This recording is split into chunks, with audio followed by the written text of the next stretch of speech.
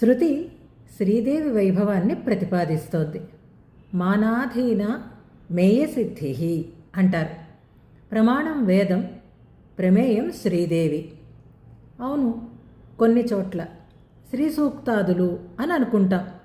శ్రీ సూక్తంలో అమ్మ వైభవం సాక్షాత్తుగా చెప్పబడుతోంది, స్పష్టంగా ప్రతిపాదింపబడుతోంది, తెలిసిన విషయమే. పురుష సూక్తంలోనో అంటే పురుష సూక్తం పురుషోత్తముని వైభవాన్ని చెప్తోంది అని అనుకుంటాం. కానీ సాక్షాత్తుగాను తాత్పర్యాంశంగానూ కూడా శ్రీదేవి వైభవమే చెప్పబడుతోంది అంటారు భట్టర్వారు. పురుష సూక్తంలో ఉత్తరానువాకం శ్రీదేవి వైభవాన్నే తెలియచేస్తోంది.